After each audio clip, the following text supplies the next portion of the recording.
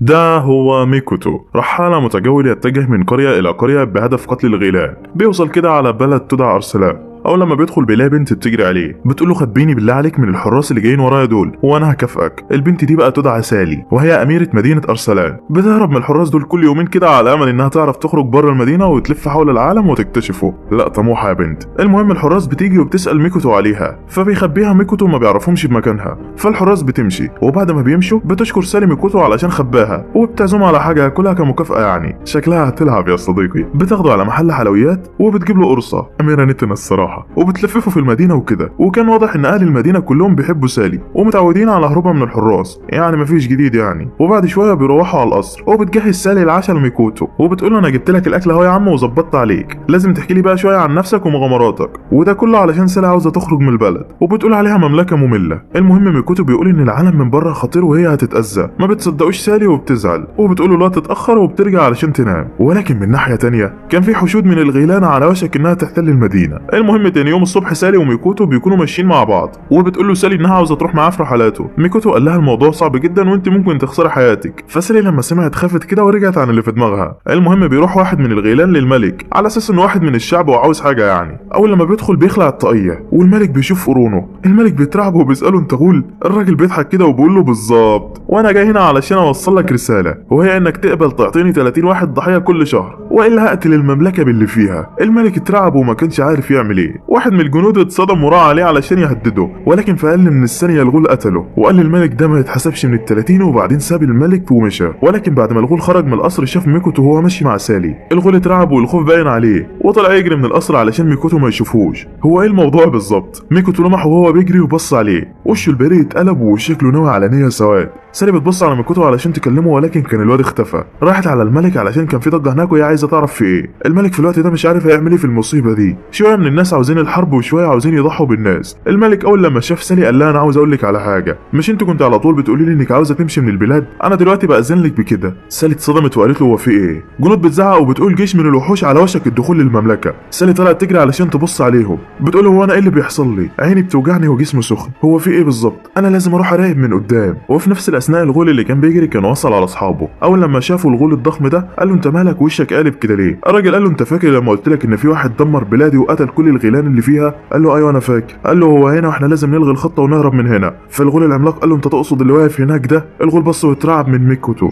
ميكوتو واقف وناوي يخلص عليهم. الغول الضخم اتحمس هو كمان وقال له تعالى لي. بيروحوا هما الاثنين علشان يتواجهوا. سالي في الوقت ده بتوصل وبتنده على ميكوتو علشان يهرب. بيبص لها ميكوتو وبيقول لها انا اسف بس انا مشغول دلوقتي. بيهجم الغول على ميكوتو، ولكن ميكوتو بيطير دراعه. الغول بينزف وبيقع على الارض ومش عارف يتحرك. ميكوتو بيربط شعره وبيهجم على الباقي. عينيه اتحولت وبدا يقتل فيهم واحد ورا التاني. سالي واقفه ومرعوبه من المشهد. ميكوتو قوته جباره. ميكوتو بعد ما خلص عليهم كلهم قطع دماغ الغول العملاق وبيقول له انت بقى الاخير. ايه القوه دي يا عم وانت جايبها منين؟ ميكوتو بعد ما خلص قتل الغيلان راح على سالي وقال لها خلصت. بص لها كده وشه رجع لطبيعته تاني، وكان عامل حركه النصر كده. سالي بتقول في بالها كده المفروض ميكوتو بطل علشان لحق المملكه، بس هو البطل لازم يبقى مرعب بالطريقه دي. لسه ما كملتش الكلام وبتلاقي كلب كده داخل عليهم شال حاجات ميكوتو وتقريبا بيقول له يلا نمشي. ميكوتو مسح الدم اللي عليه وغادر المدينه. سالي حاولت تروح علشان توقفه ولكن ما قدرتش تعدي من وسط كميه الجثث اللي شافتها. بيعدي شهر بعد الموضوع ده وسالي قاعده في المدينه بتقول هو ايه اللي كان هيحصل لو رحت معاه وقتها. بتجمع قوتها وبتروح على الملك. بتقول انا خلاص اخدت قراري اللي انا هتخلى عن منصبي كاميره وهخرج واتجول في البلاد كلها. قصت شعرها قدام ابوها وقالت له انا ماشيه. ابوها بعد ما شاف عزيمتها وافق انها تخرج، ودعها وجهزت علشان تمشي. وهنا بتبدا رحله سالي في اكتشاف العالم الخارجي. وبعد انطلاق سالي في رحلاتها بتتفاجئ بمخلوق غريب كده مرمي على الارض شكله نص بشري ونص انسان. المهم سالي قالت انا لازم اكون بعيده عن الحاجات دي وراحت علشان تمشي، ولكن سمعت بطن الكائن ده بتصوصو فقررت انها تديله جزره علشان تاكلها. وقعدوا مع بعض واتكلموا شويه، وعرفت سالي ان الارنبه دي اسمها فراو. الارنبه كلت الجزره وكانت مبسوطه، ما هي ارنبه بقى. وهم قاعدين مع بعض سالي طلعت كده رسمه لميكوتو وورتها لها وقالت لها ما شفتيش ده قبل كده؟ فراو بصت على رسمه كده ما فهمتش حاجه، فقالت لها لا والله.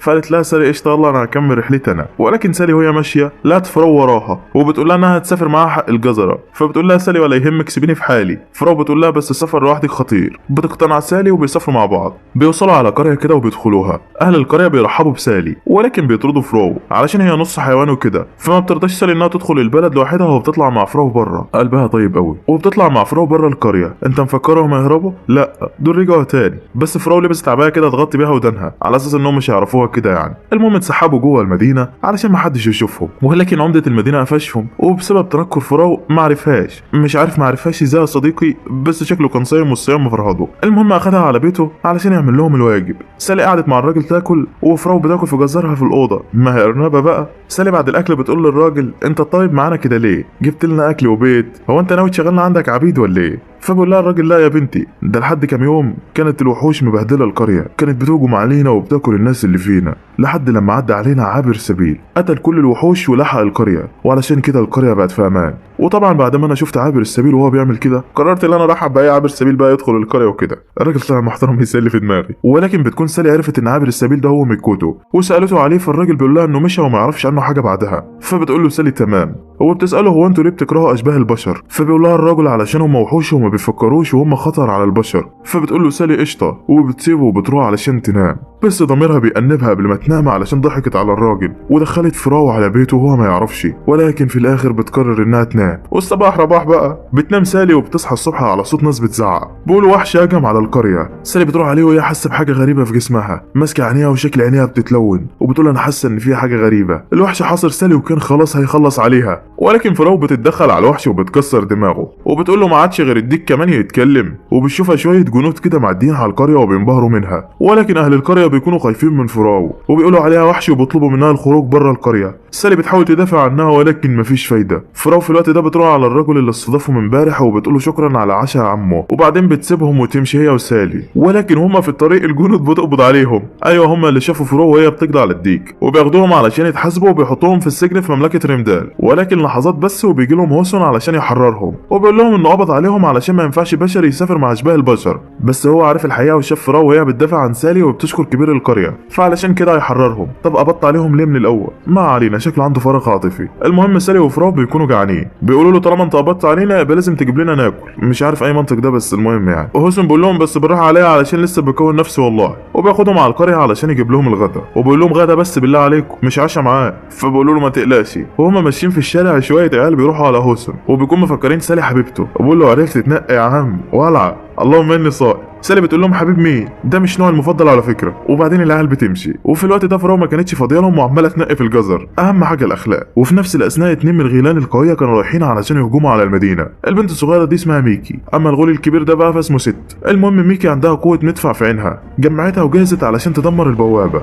ضربت بالمدفع وفجرت كل حاجه قدامها وكل الناس اللي قدام سالي ماتوا. وبعد ما ميكي بتضرب بمدفعها طاقتها بتخلص ونتيجه لكده بتتحول لبنت صغيره ل5 دقايق. فبيقرر ست ان هو يحتل المملكه لوحده. بيدخل عليها فعلا علشان يقتلهم كلهم. بيحاول شويه من الجنود علشان يوقفوه بس انت عبيط يا ابني مش شايف الغول قد ايه؟ بيخلص عليهم 6 وبيفرتك دماغهم. سالي في الوقت ده لقت نفسها جسمها سخن وعينيها بتقلب رايحه على مكان الغول. انا قلت ان البنت دي ما وراهاش غير المصايب اصلا. بيحاول هوسون يمنعها بس دي مش سامعه حاجه. الغول شافها وكان رايح يهجم عليها ولكن فراو اتدخلت علشان تحميها. ادت له برجل كده ولكن ما تاثرش. ده عاوز جيش يا بنتي علشان يزقه. فراو قالت لهوسون خد سالي واهرب وانا هتصرف. بدات انها تهجم على 6 ولكن من غير فايده. هوسون هو كمان بدا في ابعاد الاهالي عن الغول وبيبص جنبه كده ما لقاش سالي. اكيد احنا عارفين هي راحت فين يعني. في الوقت ده فراو كانت خلاص هتودع. ست كان مجهز لها بوكس علشان يقتلها وكانت فراو مستسلمه للموت. بس سالي قالت لها ما تستسلميش يا فراو وشجعتها وده خلى فراو تجمع قوتها وتضرب الغول باقصى قوتها. ولكن كلت على دماغها في الاخر. اخرت اللي يسمع كلام سالي. والغول بعد ما شاف سالي قال لها انت جيتي تاني؟ طب تعال.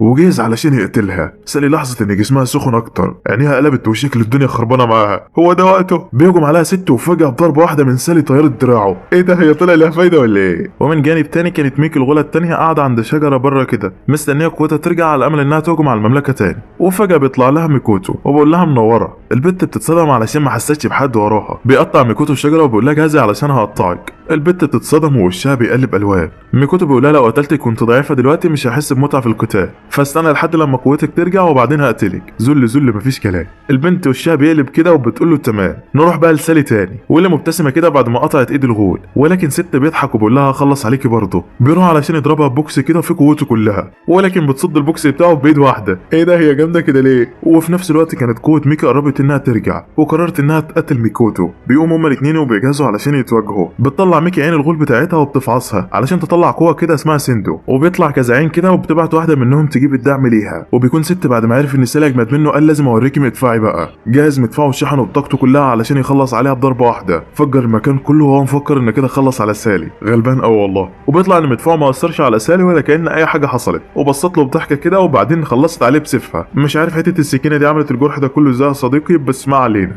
المهم بيموت ست وبتنتصر سالي عليه، ولكن بيغمى عليها. بتسمع ميكي الانفجار اللي عمله ست قبل ما يموت وبتقول هو في ايه؟ ست استخدم مدفعه ولا ايه؟ هو بيواجه حد جوه ولا ايه؟ يا صديقي هي بتقول كده بنفس الطريقه. فبقول لها ميكوتو ركزي معايا وبيشقها نصين، ولكن بيطلع وهم وهي لسه عايشه. بيتواجهوا بيكون ميكوتو المسيطر. بيخلص ميكوتو على عيون ميكي مره واحده. البت بتصدم من اللي عمله من قوته وبتقول له انت جامد كده ازاي؟ فبقول لها زي السكر في الشاي، وبيستهزأ ميكوتو بيها اكتر وبيقول لها انت دلوقتي ما عادش في ايدك حاجه تعملها غير انك تستخدمي المدفع بتاعك، وما تقلقيش انا مش ههرب. وغرز السيف في رجله. ميكي اتعصبت منه وضربته بالمدفع بتاعها اللي هو عينيها، يعني اصل عينيها قاتله يا صديقي. ولكن مدفعها ما اثرش على ميكوتو ولا كأن حاجه حصلت. شكل قلبه من حجر يا اسطى. وبعدين طاقه ميكوتو خلصت ورجعت عيلها تاني. ميكوتو ادالها رجلين كده وكأنها كوره، وقبل ما بيخلص عليها افتكر ذكرياته وهو صغير، وعلشان كده مرضاش يقتلها فعصلها عينيها الوحشه وكسر لها قرنها، وبكده فقدت قوه الغول اللي فيها. جاله الكلب بتاعه وطلع بيتكلم والله. قال له انا شامم ريحه سالي جوه وشكلها عندها نفس قوتك يا ميكوتو. قال له انا بصراحه اتصدمت جدا،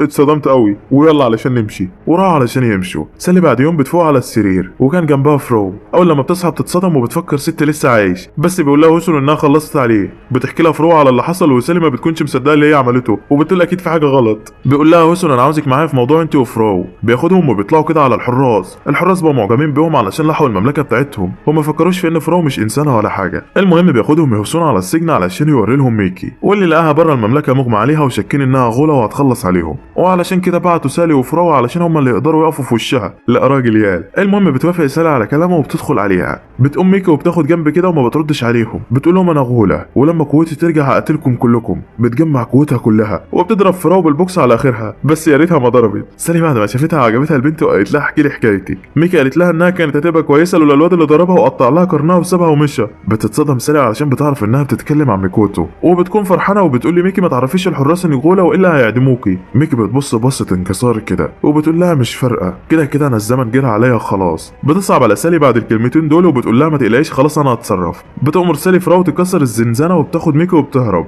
الحراس بتجري على هوسن علشان تعرفوا بان الغوله هربت. هوسن بيقول انا استقليت بيها، هو سالي وفرو كويسين؟ الحراس بيقولوا له ده هم اللي مهربينها يا عم صباح الفل، انك كيدان عظيمه يا صديقي. المهم بيطلع هوسن هو والحراس وبيجروا وراهم وبيروحوا عليهم وهم بيجروا علشان يوقفهم، ولكن بتوقعوا فرو من على الفرس. يا اخي شكلك عر. بيند عليهم ولكن مفيش حد معبره. واحد من الحراس جاب له حصان علشان يلحقهم على بوابه المملكه، ولكن في ثانيه واحده المكان بيتنسف من على وش الارض. ايه ده هم اتسخطوا ولا ايه؟ لا عاوزين تعرفوا. وبيبدا الجزء الثاني مع ذهول هوسن والبنات اللي وراه. الكل واقف مستغرب ومش عارفين ايه اللي حصل. لسه ما كملوش الكلام وبيلاقوا غول مقنع جنبهم، وبيكون هو ده الدعم اللي طلبته ميكي. الغول ده اسمه سومينكي واسمه غول القناع. بيقول لميكي انا مش عارف قتل مملكه من البشر صعبه كده عليه عليكم، بس لسه فاضل 3 من البشر ما ماتوش. لا اقصد 4. يقصد ميكي بالكلام يعني. ميكي بتقول له انت اهبل، انا غوله زيك. سومينكي بيقول لها فين قرنك، فين عينيكي، انت دلوقتي زيك زي البشر وهتموتي. ميكي بتقع على الارض منهاره وبتقول له خلاص اعمل اللي تعمله واقتلني. لسه رايح يقتلها وبتلاقي سالي داخله عليهم وبتقول له تقتل مين يا بتاع انت، اللي هيقرب للبنت دي وانا واقفه هعوره. هو بصت له وهي بتضحك كده. فرو راحت وقفت جنبها. سالي قالت لها هنعمل ايه دلوقتي يا فرو، انا مفاصلي ثابت وركبي بتخبط. فرو بتقول لها ما تقلقيش يا سالي، انت قويه، انت اللي هزمت الغول التاني. بيسمعوا سومينكي وهما بيقولوا كده وبيهجم عليهم علشان يقتلها. قبل ما بيلمسها بيكلموا واحد ويقول له استنى ما تقتلهاش، فبيستنى. هتقول لي الكلام وصل ازاي يا صديقي؟ هقول لك مش شايف القرون دي؟ اكيد يعني بيستقبلوا منها المعلومات واضحه. بيوافق سومينكي على كلامه وبيمشي ويسيبهم في حالهم. سالي وفرو بيقعدوا يبصوا على المملكه المتدمره بعد ما بيمشي وبيسترجعوا ذكرياتها على اساس انهم طلعوا من السجن يعني يا صديقي. ما علينا. المهم سالي بتقول ايه ده في واحد معانا حالته النفسيه متدمره. تقصد هوسن يعني؟ انا عارف انك يا صديقي نسيت هوسن والمملكه والدنيا كلها. لا انا عاوزك تركز معايا كده وتروق. بتروح سالي على هوسن وبتديله قلمين وبتقول له فوق وامسك نفسك، انت قوي يا هوسن واحنا ما عندناش ولا اكل ولا اسلحه ولا ميه وعاوزين ناكل. البنت دي قاسيه قوي يا جدعان. بيفوق هوسن وبيقرروا يروحوا على مملكه مجاوره ليهم واللي بتقول لهم عليها ميكي يعني، اصل كانت دارسه المنطقه قبل ما تحاول تهجم عليها يا صديقي. بيروحوا على القريه وبيدخلوا على فندق علشان ياجروا لهم اوضه. صاحب الفندق بيقول لهم لا مفيش انصاف حيوانات تقعد في الفندق بتاعي لحظه، وما بيكونش راضي يدخلهم. ولكن هوسن بيقول لهم ما تقلقوش انا هتصرف، وفعلا بيتصرف والراجل بيوافق. هتقول لي تتصرف ازاي يا صديقي؟ هقول لك. راح الراجل ولا انا قائد فرسان واضمن لك ان دي مش خطيره، فالراجل وافق بسهوله واضحه. المهم طلعوا على الاوضه وهوسن طلع محفظته وادالها لسالي وقال لها روح اشتري لنا حاجه ناكلها بيها، بس اوعى تصرفيها كلها، ما عادش عندي شغل وده كل اللي معايا في الدنيا من ساعه ما شفتك والنحس ماسكني، فلوس اتصرفت والمملكه اتهدت، انت نحس كده ليه يا سالي؟ فبتقول له ما تقلقش هرجع لك بالمحفظه فاضيه. وبتطلع سالي علشان تمشي، وبعد ما بتمشي سالي بيقعد هوثون على الارض حزين بيقول انا جندي ومستعد ان انا اموت، ولكن الناس اللي انا حاولت احميها طول فتره حياتي ماتت، كل حاجه في ثانيه اختفت. وبيقول انا ما عدتش قادر اتظاهر بالشجاعه اكتر. فراو راحت عليه وطبطبت على دماغه وقالت له ما تقلقش انت قدها واحنا في ظهرك. هوسون قال لها عندك حق وطلع علشان يغير جو بره. ميكي كانت مستغربه ازاي فراو بتتعامل بالطيبه دي مع البشر، وسالتها انت كده ازاي؟ انت ما فيش منك اتنين في سوق اشباه البشر، انت حلوه قوي. فبتقول لها فراو انها كانت مضطهده من جميع البشر، الناس كلها كانت بتعملها اسوأ معامله لحد لما قابلت سالي وحياتها اتغيرت للاحسن، وعلشان كده هي اتغيرت. ميكي اقتنعت فعلا وشكلها بدات تعجب بسالي، وقالت لفراو تسميها اسم ليها علشان يندهولها بيه، وفعلا سمتها كاروتو يعني جزره يعني، ما هي ارنبه بقى. ووافقت ميكي على الاسم وعجبها. انت كنت متخيل يا صديقي انها تسميها بنانا ولا ايه؟ في الوقت ده سالي بتكون ماشيه في الشارع بتفكر في اللي حصل معاها في رحلتها، وبتقول انا من ساعه ما خرجت فعلا والدنيا خربانه، مش عارفه ده سوء حظ ولا غباء من الاخرين. وبتقعد في جنب كده تفكر في هدف لرحلتها، ولكن وهي قاعده يا صديقي بتسمع صوت مألوف جاي عليها، بتبص عليه وبتلاقيه ميكوتو. ايوه هي دي بقى لحظات اللقاء ما بينهم. بيقول لها ميكوتو شعرك بقى حلو بعد ما قصتيه على فكره. سالي بتقول له شكرا ده من ذوقك ووشها بيحمر. بتسال ميكوتو وتقول له هو ليه في فرق ما بين كل الاجناس؟ البشر بتكره انصاف البشر وبتحاربهم دايما، والغيلان بتكره البشر وبتقتلهم، هو الدنيا ليه كده؟ فبيقول لها ميكوتو تخيل ان في نص بشري قتل ام طفل قدامه، الطفل هيكبر ومشاعر الحقد والكراهيه لانصاف البشر هتكبر معاه. لو الطفل ده قتل نص البشري اللي قتل امه محدش هيلومه طبعا، ولكن تخيل الحقد هيقف على كده؟ لا والله ده يفضل يقتلهم كلهم لحد اخر واحد فيهم. وبقول لها دي مجرد نظريه يعني. بتقوم سالي وتفكر في كلامه شويه وبتقول انا خلاص قررت هدف رحلتي، خلاص انا هحاول اوحد جميع الاجناس وما اخليش في صراع ما بين اي حد. بيقول لها ميكوتو الموضوع ممكن يبقى مليان اشواك. بتقول له سالي انا اقدر استحمل شويه الم، وعرضت على ميكوتو انه يسافر معاها، ولكن ميكوتو رفض وقال لها انا بحب سهوله الترحال لوحدي. فقالت له تمام وراح علشان يمشي. وهو ماشي الكلب بتاعه بيقول له هي بتبص لك لسه، ما تبص لها يا عم. فبيقول له ميكوتو لو انا بصيت عليها هيكون كاني بقول لها انا عاوز اجي معاكي، فانا مش هبص علشان ما علقهاش. من جانب تاني كان في واحد اسمه سوميراغي هو اللي كان وقف سومينكي من الهجوم على سالي. بيقول له سومينكي انت وقفتني ليه؟ انا كنت اقدر اخلص عليها. بيقول له سوميراغي انا لحقتك قبل ما تقتلك، انت ما تعرفش قوتها قد ايه. بيقول له سومينكي طب مين اللي قالك توقفني؟ بيقول له الاول، وشكل الموضوع في انه. وبيرجع بينا المشهد لهوسن اللي بيشوفه عيل صغير كده، بيروح يقول له انت لسه عايش وبياخده في الحضن. وبترجع سالي على الفندق وبتكون جايبه لهم الطلبات، بيرحبوا بيها وبتلاقي الطفل ده قاعد مع هوسن بيحكي لهم قصته انه كان في المكتبه بيحرسها عادي، لحد لما واحده طلعت من المكتبه وبصت لي بصه كده رعبتني بصراحه، وبعدها لقيت نفسي في الغابه فترعبت اكتر وجيت بعدها على المدينه هنا. بيعرف هوسن من كلامه ان اللي لحقته ديت هي ساحره الغابه، ولما بتسمع سالي كلمه ساحره بتقول له احنا هنروح عليها علشان تشكرها حق ما انقذت الجندي بتاعك يا هوسن، ولا انت ناكر الجميل ولا ايه؟ وطبعا هي يا صديقي مش فارق معاها الجندي ولا فارق معاها اي حاجه، بس هي عايزه تشوف الساحره مش اكتر. وبيناموا علشان يروحوا عليها، ولكن كاروتو بتروح بالليل وتقابل سوميراغي وبيعرض عليها انه يرجع لها قوه الغول بتاعتها مقابل انها توصل له معلومات اكتر عن سالي. فبتبقى محتارها كده، ولكن من خوفها منه بتوافق. وتاني يوم بيوصلوا على بيت الساحرة، واللي بيطلع شجر عملاقة. بيدخلوا على البيت وبيطلع حانة عصير عنب. بتقابلهم ويني وبتقول لهم شرفتونا. بتبص عليهم كلهم كده وتقول بشري ونص بشري وغولة، ده كوكتيل ده ولا ايه؟ بتقول لها سالي مش مهم، المهم انك تعلمين السحر بسرعة. بتجيب لهم ويني حاجة يشربوها علشان هي قلبها طيب وكده. انت صدقت يا صديقي؟ دي هتدفعهم اللي وراهم واللي قدامهم دلوقتي. المهم بيسألها هوسون عن سبب انقاذها للولد ده، فبتقول له انها كانت في المكتبة بالصدفة، حست بطاقة كبيرة داخلة على المدينة، طلعت من المكتبة ولقت الواد ده قدامها فلحقته. فبقول لها هوسون انت انقذت جندي من مملكتي، فشكرا ليك يا ويني. بتتحرج ويني وبتقول له على الرحب يا قلب ويني. بتسألها سالي عن السحر والتعويذ بتاعته، فبتقول لها ويني في تعويذ كتيرة، منها هجومية ودفاعية ومهلبية وملوخية. فبتقول لها سالي طب علميني اي حاجة. بيسألها هوسون عن السبب، فبتقول له سالي انا من لما طلعت في رحلتي وانا ما بعرفش اتبارز بالسيف زيك، وما عنديش قوة بدنية زي فراو، انا عاوزة اي حاجة ادافع بيها عن نفسي واصدقائي، ده على اساس ان اللي قتل ستي كان امها يعني. بتقول لها فراو انت قوية وقتلت ستي يا سالي. تقول لها بس انا مش فاكرة اني قتلته. ويني بتقول لها تمام هعلمك السحر وما تعيطيش، بس عندي 3 شروط. الاول هو ما تتكلميش عن اللي هيحصل هنا في اي مكان تاني. التاني تسمعي كلامي من غير نقاش. التالت تدفعيني 1,000,000 جنيه كاش. بتتصدم سالي وبتقول مليون ايه؟ هو انا لا ياكل؟ فبتقول لها ويني نظرا لحالتكم هقبل بكل اللي معاكم. بتبص سالي على هوسون كده فبقول لها مش هديلك حاجه.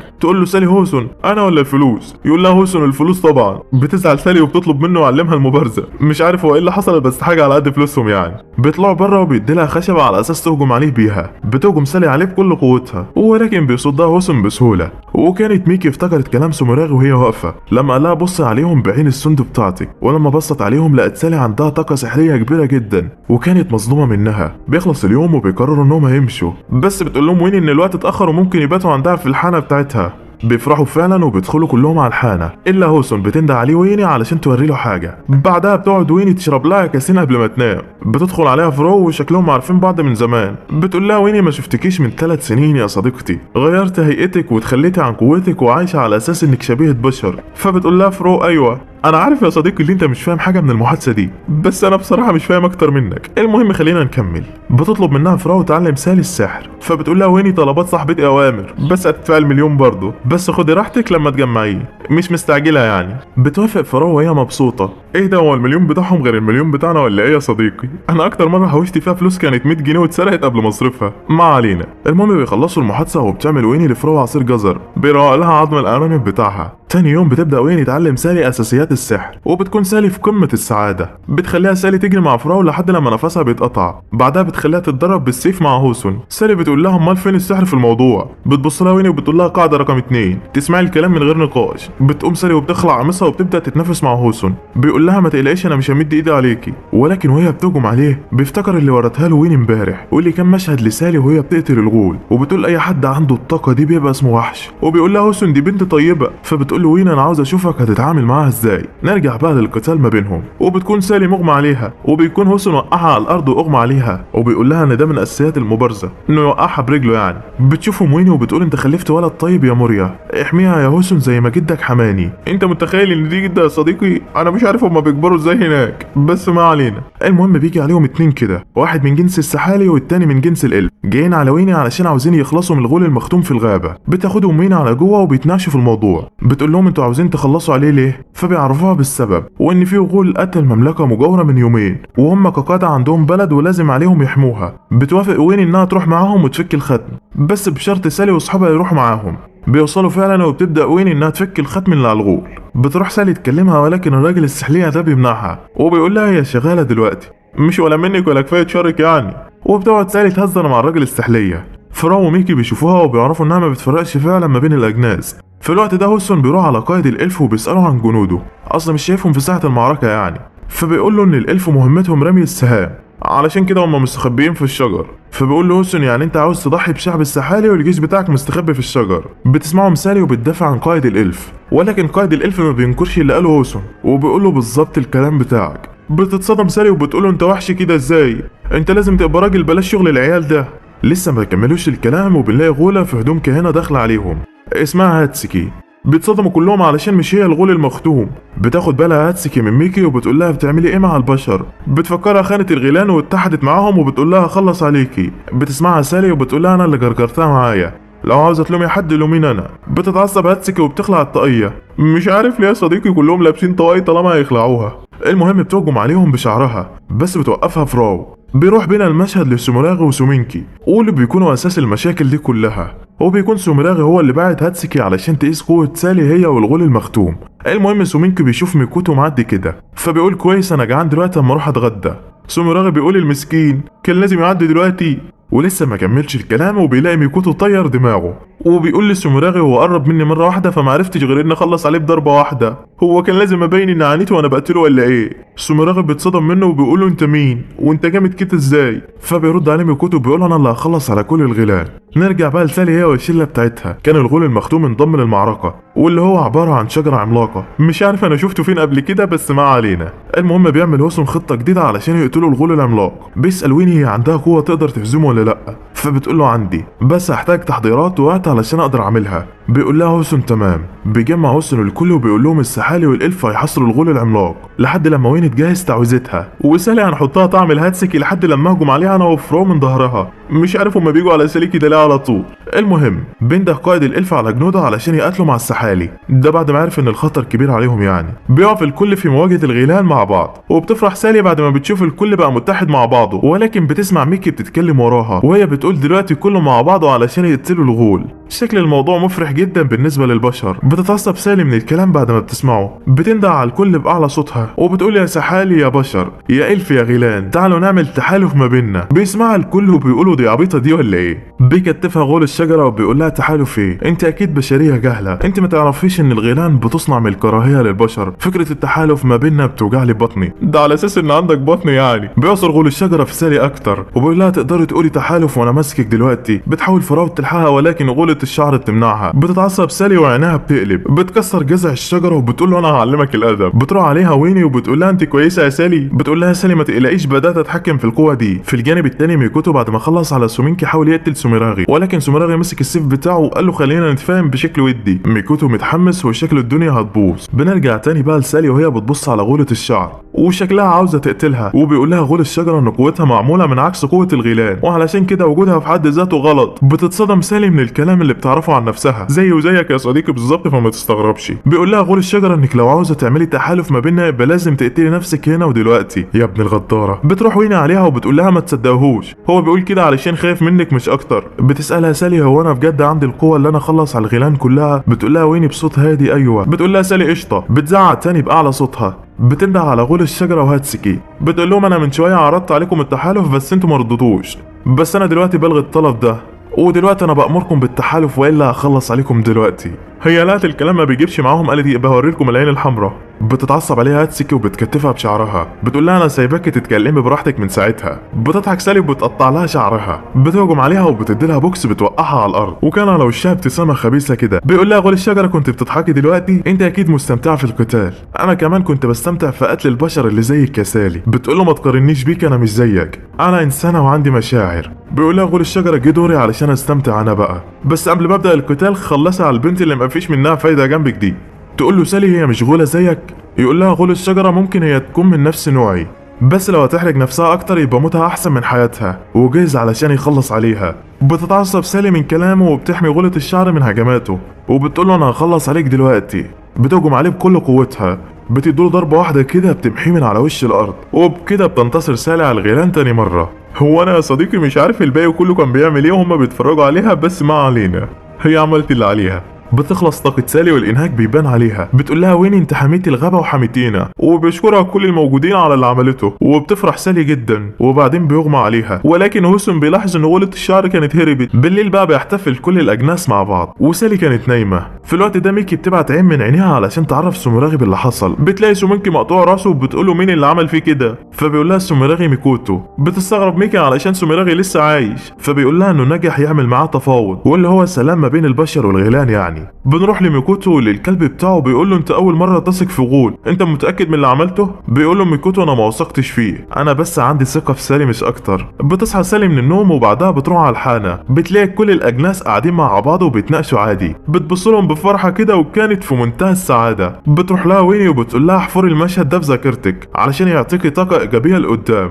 فبتقول لها سالي قشطة. بتخلص الحفلة وبيروح قائد السحالي والإلف على الغابة. بتقعد سالي كده وبتقول لهم بصوت حزين أنا لازم أمشي من هنا وما أفضلش في مكان واحد أكتر من كده، شكلي في حد عارف بقوتي وعمال بيختبرها، كل لما أروح في حتة بلاقي المصايب ورايا، أنا همشي من هنا لوحدي علشان ما أذيش حد معايا أكتر. بيبص لها اوسون كده وبيقول لها لوحدك يعني إيه؟ إحنا كده كده لازقين معاكي، مش صح ولا إيه يا فرو؟ فرو بتقول له طبعا. سالي بتقول لهم بس انتوا ممكن تتأذوا. بيقولوا لها مش مشكلة لو كان علشان صديقتنا. بتفرح سالي جدا والدموع بتكون في عينيها. بيجهزوا كلهم تاني يوم علشان يمشوا وبيودعوا ويني، وبتقول لهم ويني الحلقة هتكون مفتوحة في أي وقت لو حابين تيجوا تاني. وبعدين بيمشوا وبس. لحد هنا انتهى الجزء اللي فات بعد ما سالي وشلتها طلعوا من الغابة ودعوا ويني وكانوا رايحين على بلدة تانية علشان يكملوا رحلتهم. بس وهم بيعدوا البوابة الحراس قالوا لهم خلوا بالكم علشان في مصاص دماء في البلدة بيهجم على البنات الجميلة. سالي كانت قلقانة وطلبت منهم التخييم في أي حتة تانية، بس هوسون قال لها البنات الجميلة يا سالي أكيد يعني ما يقصدكيش انتي. فهوسون كان على دماغه.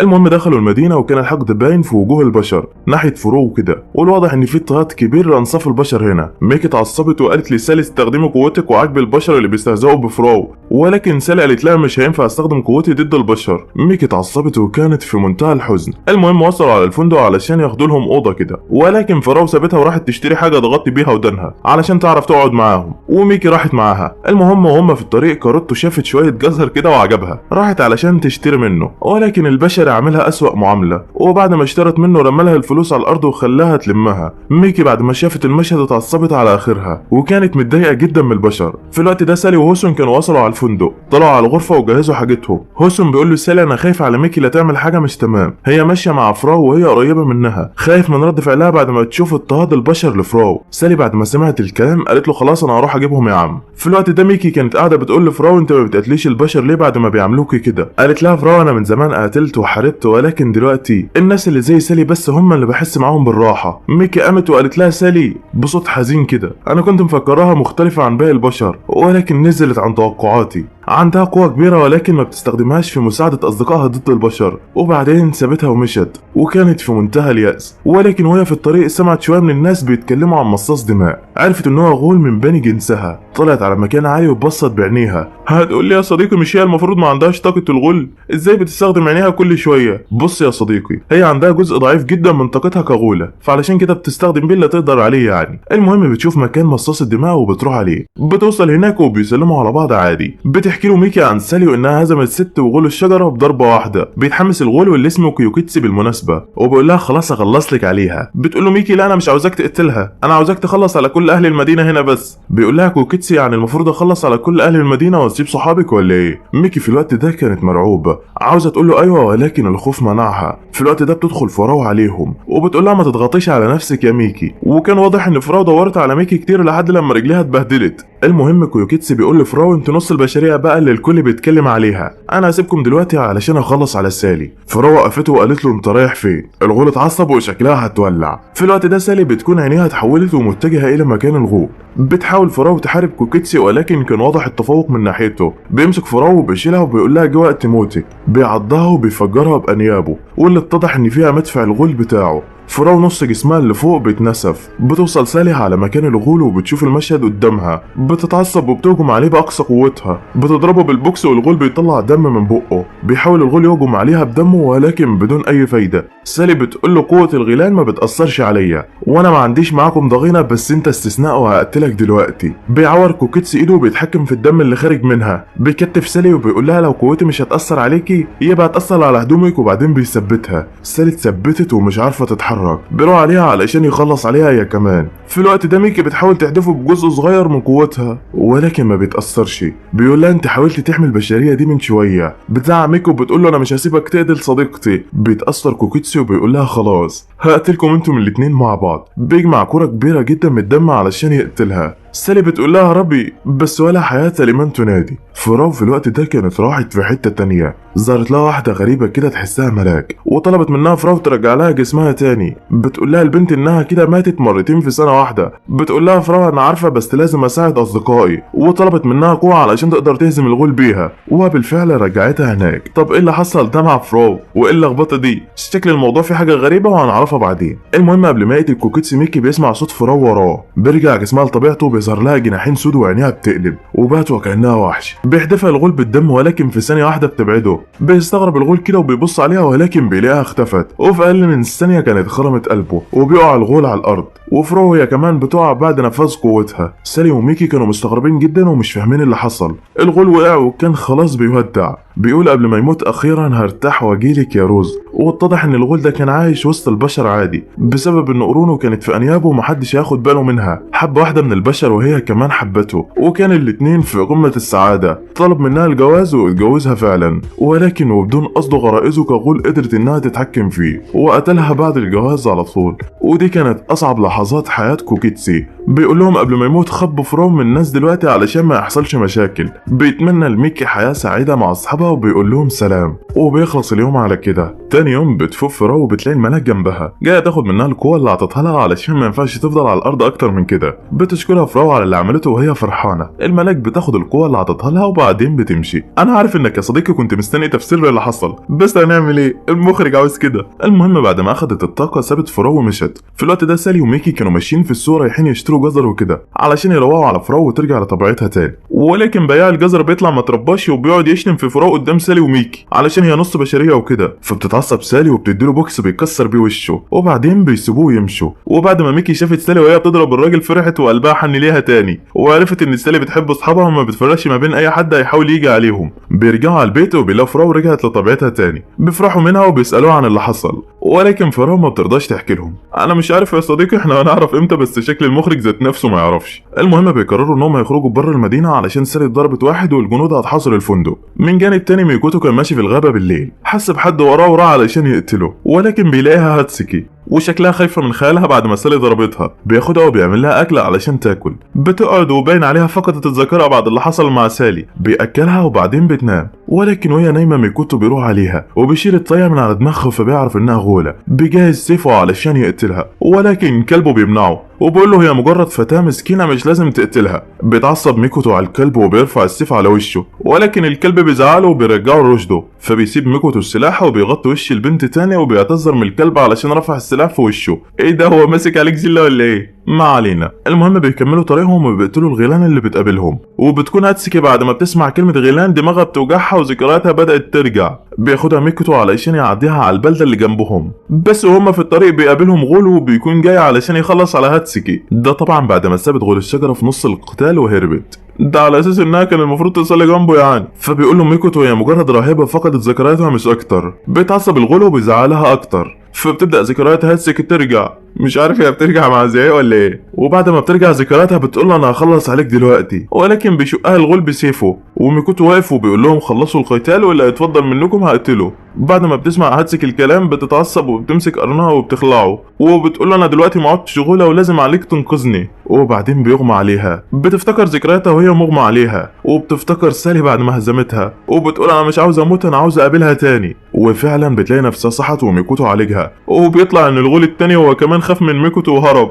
مش عارف يا صديقي هو كان بيعيب عليها ليه طالما يعمل زيها. ما علينا. المهم بتشكر هاتسكي ميكوتو علشان انقذها، وبتقول له انها هتسافر معاه من النهارده ومش هتسيبه، وبيخلص اليوم على كده. بعدها بفتره بيشارك هوسون في مسابقه للمبارزه، وده مش علشان هو جامد يا صديق، ده علشان فلوسهم خلصت وهم محتاجين الفلوس علشان يصرفوا. المهم بعد شويه مباريات لهوسون بتزهق سالي والبنات وبيطلعوا يتمشوا بره، ولكن وهم في الطريق بتقول لهم فراو ان سبب منافسه هوسون الحقيقي مش الفلوس، ده علشان هو عاوز يبقى قوي ويقدر يحامي على نفسه وعلى اصدقائه. فبتتاثر ميكي من الكلام وبتقول انا قبل كده كنت بقتل البشر من غير رحمه، بس دلوقتي بدات احس بشعور مختلف ناحيتهم. ففراو طبطبت على دماغها كده وقالت لها شاطره يا ميكي. ولكن واثناء حديثهم ميكوتو بيعدي من قدامهم، بتشوفوا سالي وبتروح جاري وراه وبتلحقه على اول الشارع، وبيجيب لها كوبايه ميه كده وبيقول لها ميكوتو انا اسف علشان ما عرفتش اجيب لك غير ميه دلوقتي، وده بسبب ان هاتسكي مخلصه فلوسه كلها على الاكل الفتره الاخيره، ولكن هو قال لها لازم تدفعي مصاريف اكلك، وعلشان كده هي قررت انها تدخل المسابقه وتفوز بالفلوس كلها. هم كلهم اتزنقوا في فلوس يا صديقي دلوقتي، حتى انا كنت عاوز اخش المسابقه واكسب الجائزه انا كمان. المهم من جانب تاني كان الغول اللي هرب من ميكوتو وصل على سوميراغي وبيعتذر له وبيقول له انا اسف بس معرفتش اقتله. قال له سوميراغي ما انا عارف انك خلعت منه بعد ما عرفت انه اقوى منك، هو انا ما قلتلكش اني براقب كل حاجه ولا ايه؟ في الوقت ده بتيجي بنت صغيره عليهم وشكلها غولة هي كمان، بتروح على الغول وبتقول له شيلني. بيستغرب الغول من البنت اللي قدامه، ولكن بيعرفوا سوميراغي بيها وانها غولة الاقنعه وهي اللي عملت سومينكي. الغول بيعرف هي قد ايه كبيره ومهمه وبعدين بيشيلها. المهم بيطلعوا على مكان كده عاملين فيه دائره استدعاء للغيلان المية. بيوصل كل الغيلان على المنطقه وبيستغربوا من التجمع واسبابه. بيعرفهم سوميراغي بالسبب وان في الفتره الاخيره اعداد الغيلان قلت جدا، وده بسبب بشري واحد واسمه ميكوتو. الغيلان بتتعصب والكل ما بيكونش مصدق الكلام، ولكن العجوز ده بيأكد على كلامه وبيقول لهم ده قتل جيش من الغيلان قدامي. ايه ده انت لسه عايش هنا؟ انا فكرتك مت من اول حلقه يا عم والله. المهم بيطلع عيل صغير كده بيقول لسوميراغي انت بتخوفهم على ايه؟ ما لازم نتحد علشان نقتله. مش عارف يا صديقي كل العيال الصغيره دي غيلان ازاي. بيطلع سوميراغي دماغ سومينكي وبيقول لهم انه برغم قوته قدر ميكوتو يخلص عليه بضربه واحده. فبيتصدم الولد كده واللي اسمه تودوروكي بالمناسبه. بيكمل كلامه سوميراغي وبيقول انا عارف انك كنت بتحب ميكي، بس انا مش عاوز اصدمك واقول لك ان ميكوتو هو كمان خلص عليها، قتلها بطريقه وحشيها وفعص عينيها وكسر قرنها. تودوروكي بيتاثر بالكلام وبيكون في منتهى الحزن، بيتعصب وبيقول انا لوحدي هخلص على ميكوتو. بيطلع يمشي وبيتجه الى المدينه اللي فيها ميكوتو. بيدعي الكل لتودوروكي بالنجاح وبيخلص الاجتماع على كده. انا مش عارف يا صديقي هو سوميراغي ده ما بيبطلش كذب ليه، ما علينا. المهم بعد الاجتماع بتروح جوسي على سومينكي وبترجعه لقناع تاني. بتقول لسوميراغي انها موافقه تساعده في خطته للتحالف مع البشر وشكلها عبيطه قوي ومش فاهمه حاجه. المهم بيخلصوا كلامه وبعدين بتسيبهم علشان تمشي وبتقول له لو عوزت حاجه بعد كده بكلمني تاني. تاني يوم بتروح جوسي على المدينه، بتقابل هوسن في الطريق وبتقول له شيلني. بيبص لها هوسن كده وبيقول مين دي هي كمان. بيروح عليها وبيقول لها انت تايهه ولا ايه يا شاطره؟ تقول له انا جوسي ملكه الاقنعه وبدور على سوميراغي.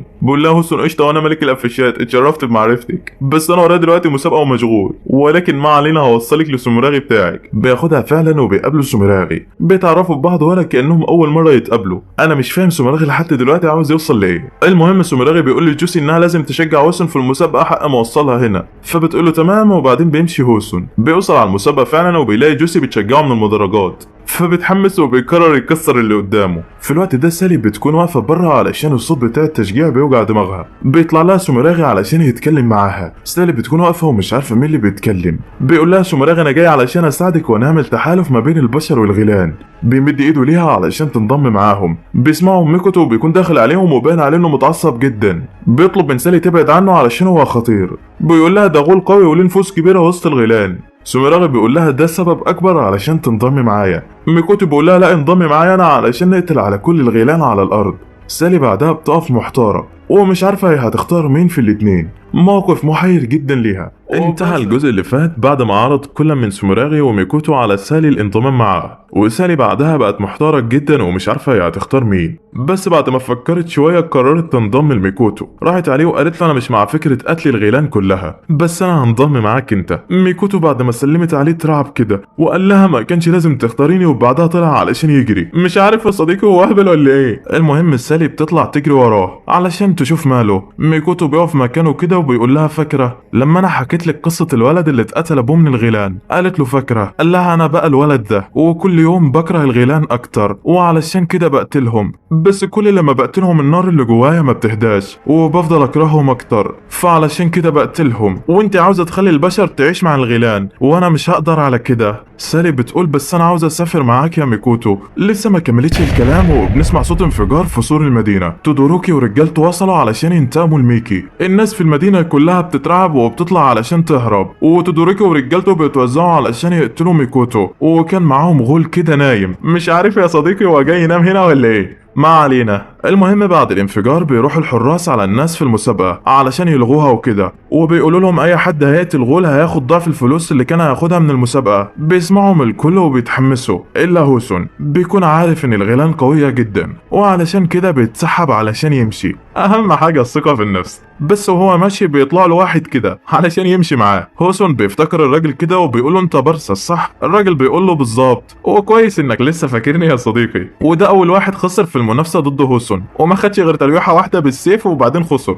بس هو متقبل الخساره يعني. المهم بيقول له هوسون انا هروح علشان اخلص على الغيلان علشان اخد المكافاه وافاجئ عيلتي. ده انت ما استحملتش ثانيه قدام هوسون يا ابني، هتعرف تقاتل الغيلان ازاي؟ شكل الحماس كان واخده قوي، ولكن في اقل من ثانيه البرق بيضرب الراجل ده وبيموت قدام هوسون. الله يرحمه كان راجل اهبل. وبعد ما بيموت بيطلع تودوروكي وبيقول انا كنت عاوز اموتكم انتم الاتنين، بس الراجل الضخم ده خد الضربه كلها لوحده. اجهز علشان هتموت يا ميكوتو. هو عبيط ده ولا ايه؟ هوسون قال له مش عارف مين ميكوتو اللي انت بتتكلم عليه ده، بس انا مش هسيبك بعد ما قتلت برصاص. ميكي وفراو بيسمعوا صوت الرعد وبيبصوا من الشباك. ميكي بتطلع عين من عينيها علشان تشوف المشكله، بتشوف الغيلان وبتعرفها، بتعرف ان تودوروكي عند هوسون وشكله ناوي يقتله. في الوقت ده سالي هي كمان بتسمع الانفجار، وميكوتو بيكون رايح علشان يقتل الغيلان كلها. سالي بتفكر في اللي حصل وبتقول يا ترى الموضوع ده ليه علاقه بسوموراغي ولا ايه؟ وطالما جابت سيرته لقيته وراها يا صديقي. سالي قالت له هو مش ده هجوم غيلان وانت عاوز ما تفرقش ما بين البشر والغيلان؟ سوموراغي قال لها ايوه، بس مش عاوز اتكلم مع البنت اللي ما اختارتنيش، بس هعرفك باللي بيحصل. ده هجوم من 4 غيلان، الاربعه دلوقتي بيدمروا في المدينه. اقوى واحد فيهم اسمه تودوروكي وبيقاتل اضعف واحد فيكم، يقصد هوسون يعني. يا ترى هتعرفي تلحقيهم ولا لا؟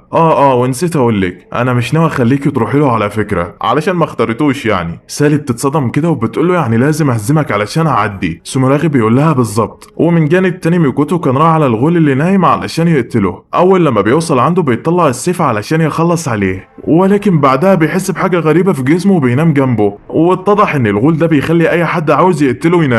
المهم ميكي وفراو كانوا طلعوا يجروا علشان يلحقوا هوسون وكده، بس كل واحده فيهم راحت بالناحيه. مش عارف هما زعلوا من بعض ولا ايه يا صديقي، بس شكل ميكي عاوزه تقابل واحد تاني. المهم فراو وهي بتجري بيشوفها غول النسر كده وبيهجم عليها وبيقول لها يا وكاله من غير بواب ولا ايه؟ مش هخليكي توصلي على مكان تودوروكي. في الوقت ده سالي كانت جمعت قوتها، هجمت على سوموراغي ولكن من غير اي فايده. في نفس الاثناء ميكي بتوصل على الغول ابو ايدين طويله وبتقول له ايه ده؟ انتم جايين هنا ليه؟ هم البشر دول اذوكم في ايه؟ فبيتصدم الغول كده علشان ميكي بتطلع عايشه وبيقول لها احنا هنا علشان ننتقم لموتك ونقتل اللي قتلك. ميكي قالت له انتم عاوزين تموتوني بالعافيه؟ ما انا عايشه اهو، وبعدين انتم جايين تنتقموا لي ليه يعني؟ فبيقول لها الغول شكلك ما انتش عارفه تودوروكي، يقصد مش عارفه انه بيحبها يعني. غول مش سالك والله. المهم ميكي بتقول له طالما انا عايشه هتوقفوا الهجوم على المدينه يعني. الغول بيقول لها ده لو انا سبتك عايشه يعني، وبيهجم عليها علشان يقتلها. شكل دماغه لسعت يا صديقي. المهم في الوقت ده تودوروكي ضرب البرقه على هوسون، بس هوسون خلى السيف ياخد الضربه بداله. تودوروكي بيضرب على هوسون وهوسون بيحاول يتفادى الهجمات يمين في شمال، وبعدها قال ما بدهاش بقى، طلع علشان يجري. الجري نص الجدعانه بقى. تودوروكي قال له بعد الكلام اللي قلته طلعت تجري؟ انا مش هرحمك، وطلع يجري وراه. بس هوسون طلع عامل له كمين، استناه لحد لما جه عنده بعدين ضربه على دماغه بالسيف بتاعه، فوقعت الطاقيه من على دماغ تودوروكي. بص للطاقيه كده وافتكر ان ميكي هي اللي كانت عطيها له، اتعصب على الاخر وقال له يبقى انت قتلت ميكي بالطريقه دي هي كمان، وقرر انه يقتله. في الوقت ده فراو كانت بتحارب الغول النسر، هجمت عليه ولكن قدر يثبتها بمخالبه وقال لها انا مش هسيب حد يقرب من تودوروكي وانا موجود، واستخدم مدفعه عليها وشكل الدنيا هتبوظ خالص. في نفس الاثناء ميكي كانت واقعه على الارض، بيقول لها الغول على السبب اللي هيخليه يقتلها، وهو انه عاوز يقتلها علشان هي بتسعى للتعايش مع البشر زي سوموراغي، وان حتى لو ده هينفع مع تودوروكي فمش هينفع معاه علشان هو شكله مخيف والكل بيقول عليه وحش ومش هيرضوا يصاحبوه. فبتتعصب ميكي وبتقول له يبقى لازم اقتلك علشان اعدي بقى. بتهجم عليه بقوتها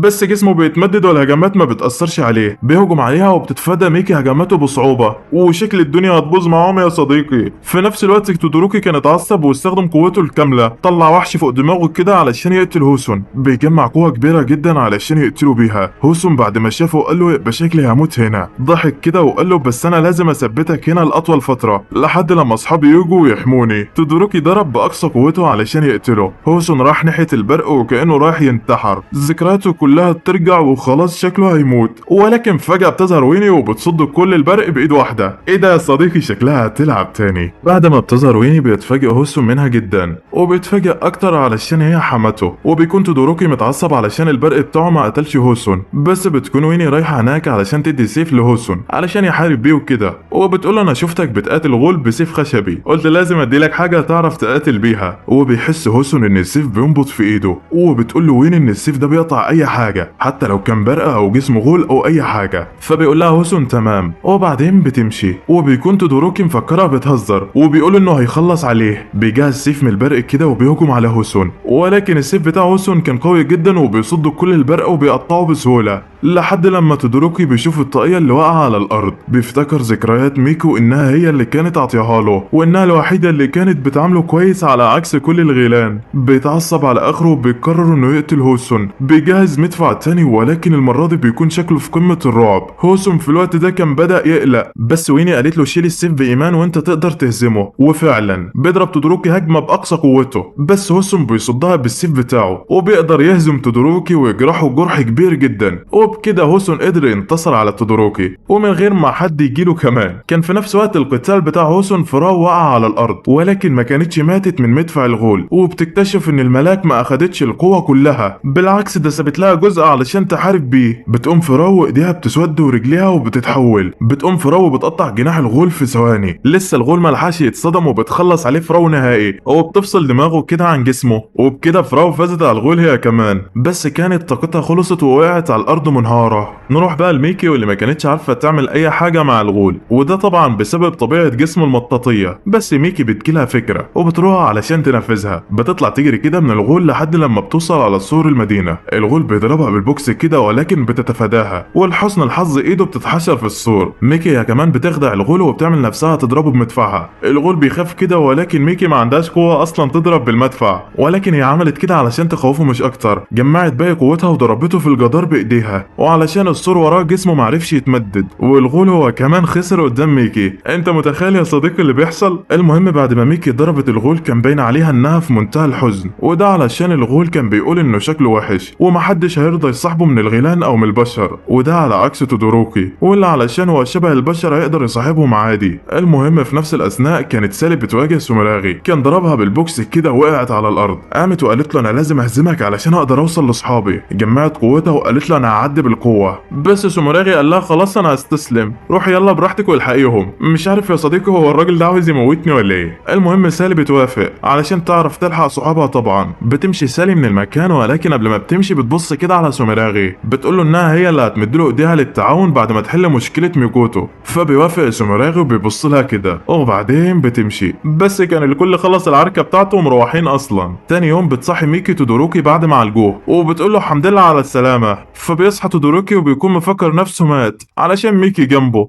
بس بتقول له انه لسه عايش وهي كمان عايشه. فبيفرح تودوروكي جدا وبيعيط من الفرحه. صعب عليها جدا والله. المهم في نفس الاثناء سالي بتكون قاعده مع هوسون وبيتكلموا عن اللي حصل، وبتكون سالي مستغربه علشان هوسون قدر يهزم تودوروكي. فبيحكي لها هوسون على كل اللي حصل وان ده كله كان بسبب ويني. فبتفرح سالي جدا علشان ويني عندهم، وبتقول لهم ويني على المكان الجديد اللي المفروض يروحوا عنده، واللي هي بلد تدعى ليجيديا، ومنعت التفرقه ما بين البشر والغيلان وانصاف البشر واي حد يعني. المهم بيوافقوا كلهم وبيجهزوا علشان يمشوا. تاني يوم بتودعهم ويني وبتعمل تعويذه انتقال علشان ترجع على الغابه، بس قالت لهم انها هتزورهم على طول يعني. وبعدين بتمشي. بعدها بتكلم سالي تودوروكي وبتعرض عليه ان هو ينضم معاها علشان هي بتسعى للتحالف ما بين البشر والغيلان. فبيكون تودوروكي متردد في الاول، ولكن في الاخر بيوافق، بس بيقول لها انه مش هيسافر معاهم، ده هيسافر لوحده كده وهيعمل اللي هيقدر عليه علشان يحقق الهدف ده يعني. وبعدين بيمشي. خدي اصلا انت رايح فين؟ خليك مع حبيبتك ميكي. ما علينا. المهم بيودعهم تودوروكي وبيطلع علشان يسافر. بيشوف سومراغي على اول البلد كده وبيقول له انت كذبت عليا ليه وقلت لي ان ميكي اتقتلت. بيقول له سومراغي مزاجي وان كان عاجبك يعني. تودوروكي بيتعصب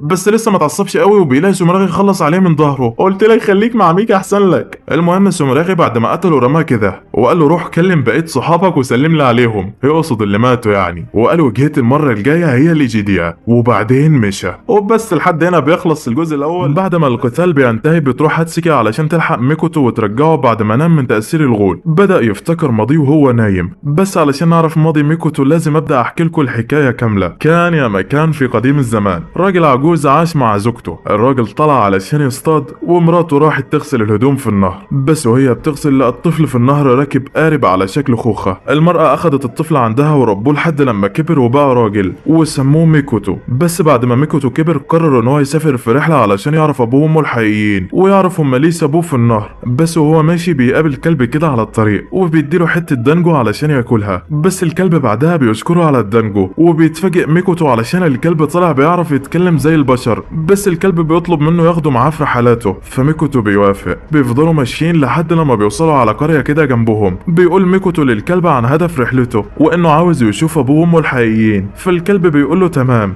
بس هما هناك بيسمعوا صوت اهل القرية بيصوتوا، ناس بتزعق وبتقول ان في غول في المنطقة. ميكوتو جرى على المكان علشان يشوف في ايه. اول لما وصل على مكان الغول اتصدم من المشهد اللي قدامه. الغول بياكل في اهل القرية كلهم، وكان على وشك ان هو ياكل طفل صغير هو كمان. الكلب بينده على ميكوتو علشان يهرب من المكان، بس ميكوتو بيقول انا مش هقدر اهرب واسيب طفل بيتاكل قدامي. بينده على الغول وبيقول له سيب الطفل في حاله. الغول بيبص على ميكوتو علشان يخلص عليه. ميكوتو كان واقف وجسمه كله بيرتعش من الغول. الغول بيهجم على ميكوتو بقوة كبيرة جدا. الكلب كان داير وشه وفكر ميكوتو خلاص هيموت، بس بعدها بيتفاجئ ان ميكوتو لسه عايش، وصد ضربة الغول بايد واحدة بس. ميكوتو حس بقوة كبيرة في جسمه، هجم على الغول وخلص عليه بضربة واحدة من سيفه. وبعدها الكل بيتصدم من قوة ميكوتو، وكانوا فرحانين جدا. عين ميكوتو في الوقت ده اتحولت على شكل قلب، والناس توجت ميكوتو كبطل بعد ما هزم الغول، وبدأوا يطلبوه في باقي القرى علشان ينقذهم من الغيلان. وميكوتو بعدها نسى هدف رحلته الأصلي، وبدأ بس يقتل في كل الغيلان، لحد لما في يوم بيروح ميكوتو على الجزيرة اللي فيها قائد الغيلان كلها. بيواجهوا ميكوتو وبيقدر ان هو يهزمه ويقطع دراعه، وبيكون قائد الغيلان وعده ان هو لو اتهزم فالغيلان مش هتهجم على البشر تاني. وبيقول له القائد ان هو هيلبي الوعد ده، بس خلي بالك يا ميكوتو بعد ما هزمتني الكيشين هيجيلك ويقتلك. فميكوتو قال له تمام، وكان قلقان كده. بعدها القرى عاشت في سلام من الغيلان. ميكوتو كان قلقان من كلام قائد الغيلان لسه، وعلشان كده بنى بيت في الغابة بعيد عن الناس كلها، وبدأ يعيش فيه ويتدرب ويستنى اليوم اللي الكيشين هيجي فيه. ولكن كانت الحياة وحشة جدا لوحده، بس كل ده هيتغير دلوقتي. في يوم بالليل في غول راح على ميكوتو، قال له انا غول بس بسبب شكلي بعرف اتخفى وسط الناس عادي واقتلهم وبسهولة. بس وانا في القرية اتعرفت على واحدة وحبيتها من كل قلبي، اتجوزنا وخلفت منها ولد، بس غرائزي كغول خلتني اقتلها وانا مش واخد بالي، وانا جاي لك هنا علشان تقتلني قبل ما اقتل ابني هو كمان. ميكوتو كان شايف الراجل بيرتعش وما كانش عاوز يقتله، بس الراجل فضل يترجاه لحد لما ميكوتو وافق وقتله.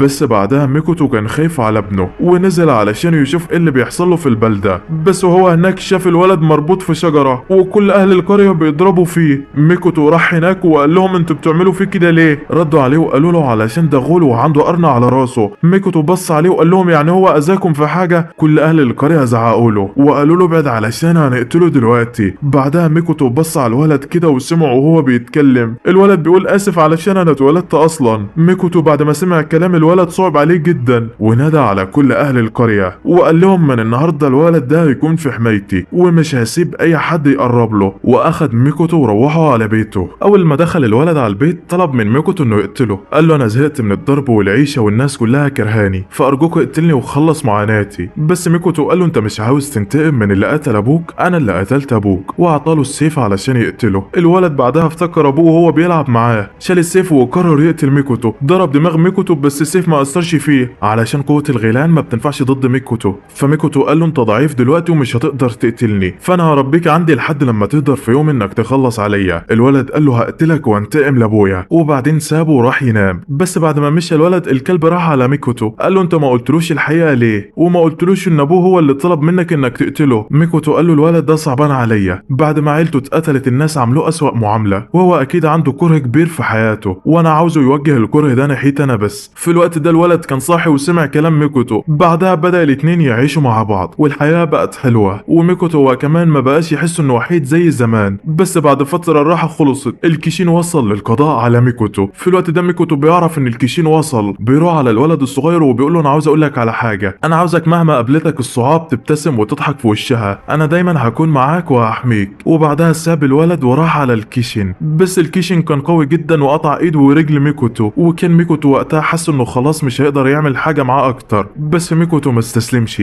مسك السيف بسنانه وقدر انه يجرحه في وشه، بس كانت طاقته خلصت ونام على الارض من التعب. في الوقت ده الولد كان عارف مكانه ورايح عليه. الكلب حاول يمنعه بس الولد قدر يعديه، ووصل على المكان وشاف ميكوتو متغرق في دمه. ميكوتو بيقول له انت جيت لي دلوقتي؟ الولد بيعيط وبيقول له ايه اللي عمل فيك كده؟ ميكوتو بيقول له انت دلوقتي على وشك الانطلاق في رحلاتك، لازم تتعلم تتقبل نفسك علشان تقدر تصاحب ناس تانية. الولد بيعيط وبيقول له بس مفيش هدف للحياة من غيرك. ميكوتو قال له طول ما انت بتضحك هتلاقيني معاك وهحميك، وانتقلت قوة ميكوتو للولد ده. بعدها الكيش انفجر المكان بيهم الاتنين علشان يخلص عليهم، بس بيبص كده لقى الولد داخل عليه بالسيف بتاع ميكوتو. قوة الغول بتاعته اتفعلت مع قوة ميكوتو وقدروا انه يقطع دراعه في ثواني. لسه الكيشين ملحقش يتكلم وقرن الولد بيكبر، والولد قطع الكيشين لجزئين. بعدها بيقرر الولد انه ياخد اسم ميكوتو وينتقم من كل الغيلان اللي بوظوا العالم. وبس لحد هنا بينتهي الانمي. انا مش عارف هما هينزلوا الجزء الجديد امتى، بس اول لما ينزل هنلخصه باذن الله. ويلا يا عم ما تنساش الاشتراك في القناة، وسلام سلام سلام.